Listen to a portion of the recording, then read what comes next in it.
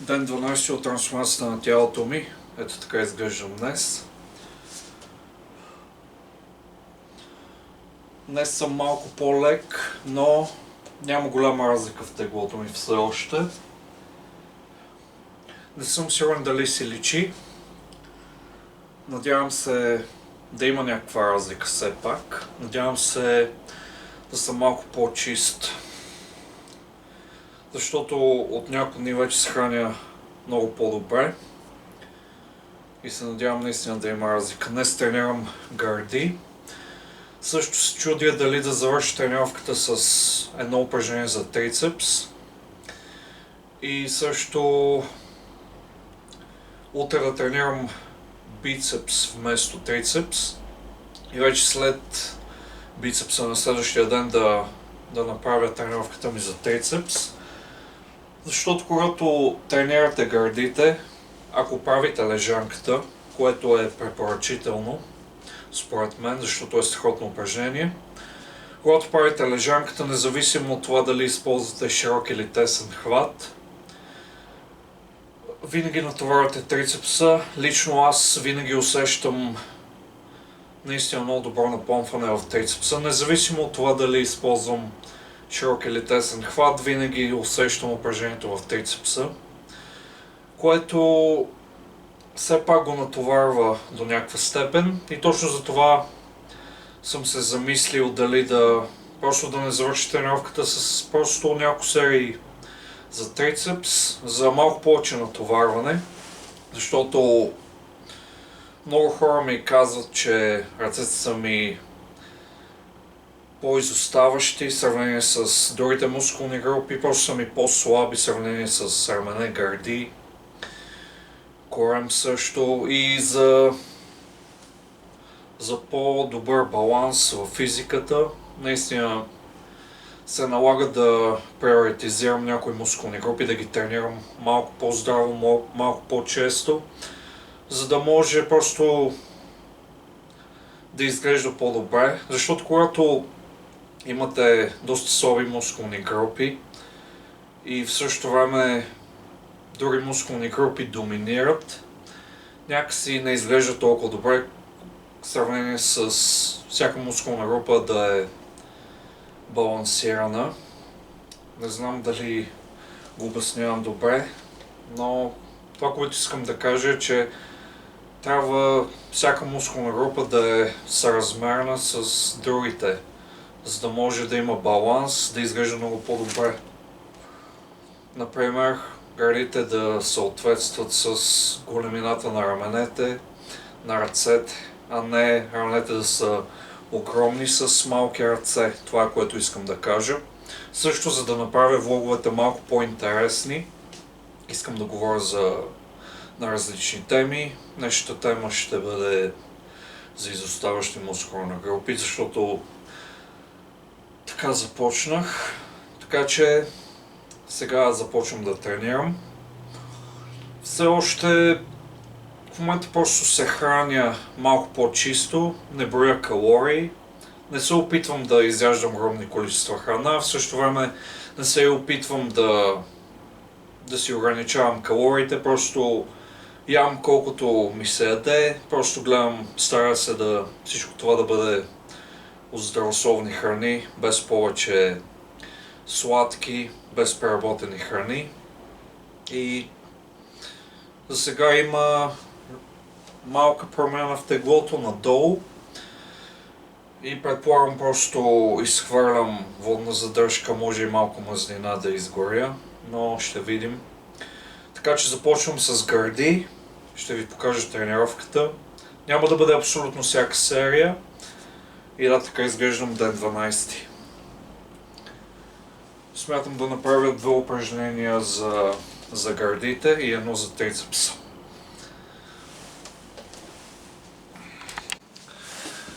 Първо упражнение за гърди ще бъде лежанка с широк хват. Направих една по-лека серия, която беше загряваща. Сега е време за 5 работни серии. Ще покажа една или 2. И ще използвам тежест от 100 кг. Нека да видим колко повторения ще успея да направя. За сега най-доброто ми постижение с тази тежест са 12 повторения.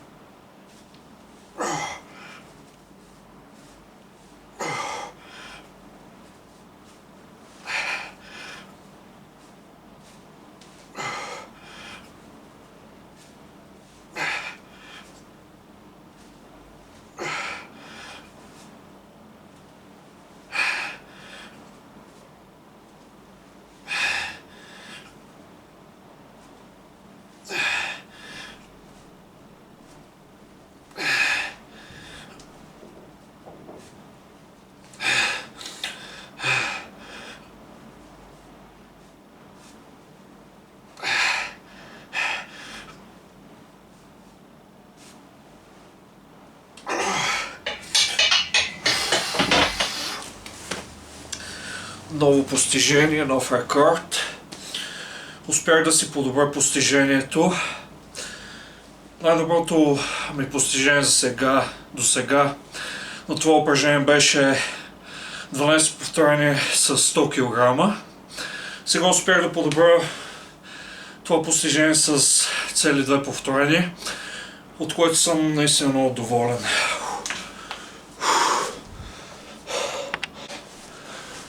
Наистина съм много доволен от първата ми серия, наистина не очаквах да успея да направя 14 повторения с 100 кг. Даже не очаквах да направя и 12, но наистина успях. Сега нека да видим на втората серия как ще се представя. Наистина съм много доволен. Наистина искам да продължавам да прогресирам, но в същото време трябва да съм внимателен. Наистина много внимателен. Колкото по-силен ставам, толкова по-внимателен трябва да бъда. Защото не съм застрахован, трябва да бъда умен, да тренирам разумно. И според мен нещо, което правя от 1-2 седмици насам е, че тренирам с по-малко обем, но също толкова здраво, колкото съм тренирал и преди. Но това, което си мисля е, че преди няколко месеца просто наистина прекалявах с обема, защото абсолютно всяка една серия е или до отказ, или много близо до отказ. Просто не оставям повторение в резерв, което може би обяснява до някъде прогреса ми. Толкова бързия ми прогрес. А и също ям много повече. И наистина се стремя към прогрес на лежанката. А преди не беше така.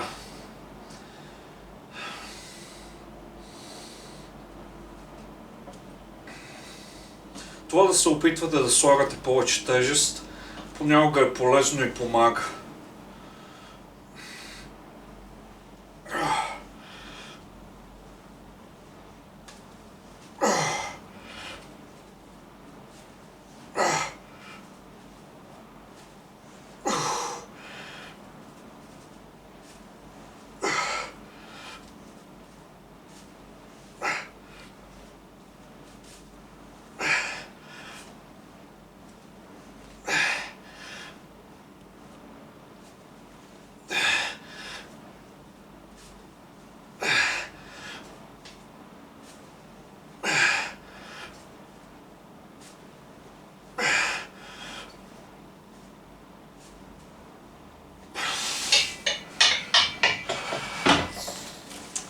...12 повторения успях да направя.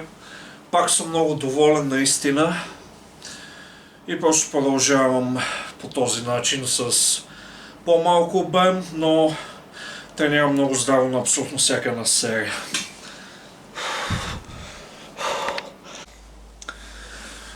Второ упражнение за гърди ще бъде флай с дъмбели. Ще използвам тежест от 22 кг и половина. Защото на предишната ми тренировка тежестта, която използвах, беше 20 кг, беше малко лека. И за това този път ще използвам повече тежест.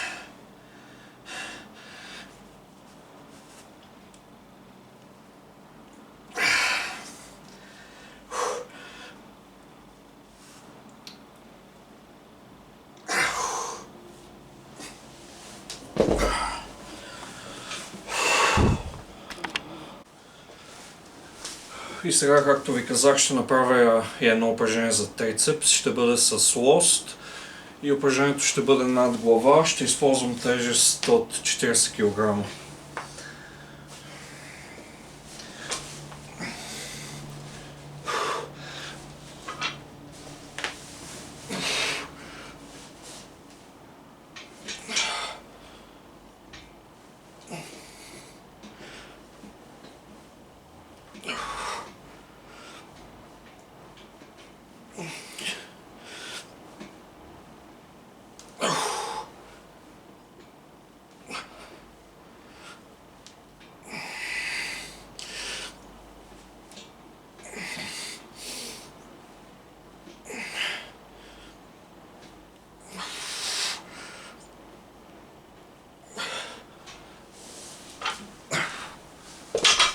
Смятам да направя около 3 до 5 серии.